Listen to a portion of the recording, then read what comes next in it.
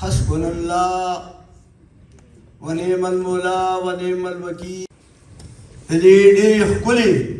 درنې جمع زلمو مشرانو او شاعرانو ادیبانو السلام علیکم. وخت لنډ تنګ دی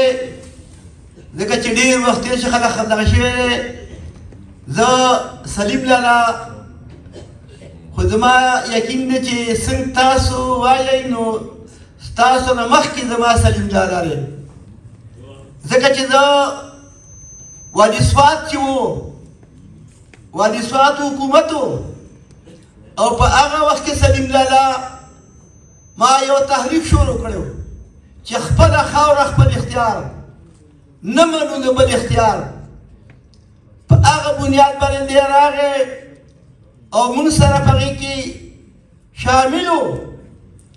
تر دې پورې چې الحمدلله تاسو ته دا خبره کول غواړم چې سلیم لالا موږ سره مکمل تور ولاړو او خپله خاوره موږ به واخیسته. څنګه واخیسته چې کله والي صاحب حکومت ختم شو د هغې کې موږ پارټي راغله، عوامي نشل پارټي راغله، موږ په هغې کې شامل شو. موږ بیا د هغې په کې به یو لوی کردار ادا کړو. خو زه جیل ته لاړم، پکې د جیل نه پس واپس رالم.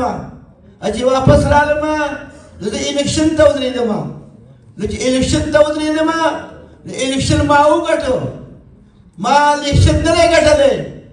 دا د سلیم لالا اولنی پوړی وه چې ما ته یې لار ښولې وه، او دغه لار د چا وه؟ دغه د باچا خان لار وه، دغه د ولی خان لار وه، دغه د اسفندیار خان لار وه، او دغه چې کوم دی اخري د ایمل ولی لار ده. وروڼو دا لارې چې کومې دي دا موږ ته د باچا خان نه راروانې دي، اخري پورې ایمل دی. زه تاسو له یو اواز در کوم، تاسو ما ته وایي به تاسو ته هم چې غواړو غواړو امن غواړو که نه غواړو غواړو غواړو غواړو ویښ شی دی. راځو به او انشاءالله دا نن چې سلیم دا کوم جمع جوړه شوې ده دا ولې جوړه شوې ده؟ د یو کردار دی. هر سړی په کار دی چې سلیم جوړ شي او باچاخانې ته ورسېږي. زما وروڼو دا به انشاءالله تاسو باندې دا زمین چې وینم خدای شته زه ډېر خوشحاله شوم. دې د یو ماشوم شعر ویلی و، ماشوم چې کوم دا ویلی هغه خو ډېر یو قیمتي دغه ویلی و. زما په خیال چې صوابی زرغونه غاړه ښه خاره ده، ښه زرغونه خاره ده، خو زه نه پوهېږم خفه کېږو به نه. موږ بونیر تاسو سره یو یاد شوي یو په څومره وخت کې موږ لا سیټ نه دی بایللی. تاسو سیټ ولې بایلئ؟ تاسو سیټ ته ولې بایلئ؟ ځکه یې بایلئ چې هغه کار نه کوئ چې کوم سلیم لالا کوو، کوم باچاخانه یې کوو. او اوس څنګه تاسو چې کوم کردار ادا کوئ دا ډېر ښکلی روان دی. انشاءالله کې خیر خیرتي دا به وده راړي، دا به پیدا راړي کې خیر خیرتي. خو دا دلته چې ناست یې تاسو ټول دا دغه چې کوم دی زموږ شاعر صاحب وایي یو شعر وایي د پښتنو په کې خوند کوي سایله پښتانه یاران، خوند کوي سایله پښتانه یاران، سل ځله جنګېږي خو بیلیږي نه.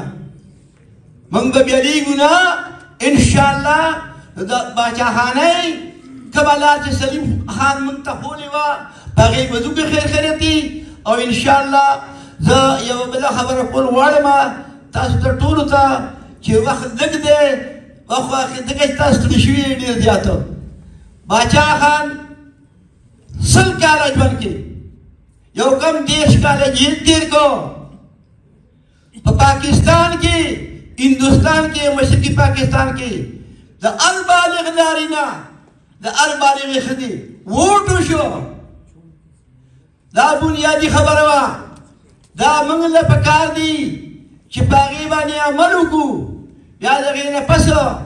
ولي خان راپاڅېدو. ولی خان یو داسې انسانو دوراندیش چې هغه باندې تور ولګېدو لنډو لنډو کې هم چې تور پې ولګېدو د جیل ته لاړو چې جیل ته لاړ نو جج یې وغوښتو چې ته ځان له وکیل ونیسه ولي خان ورته وایي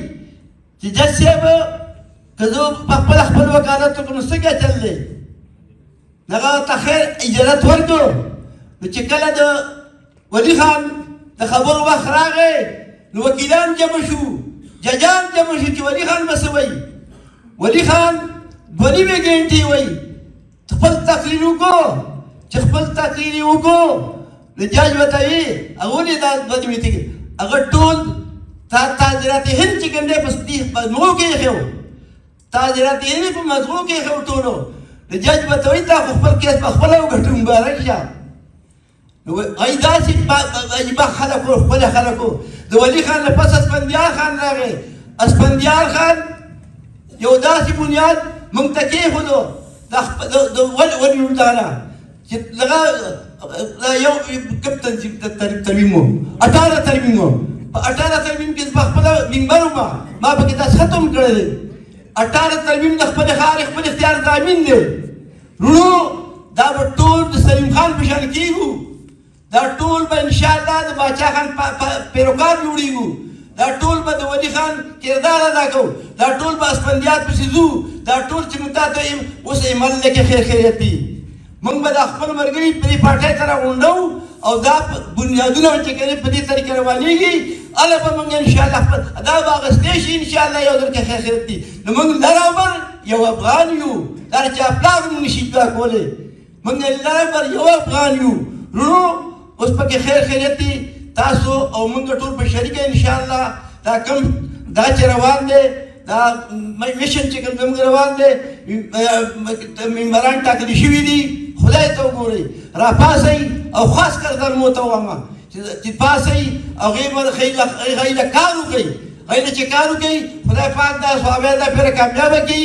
انشاءالله دا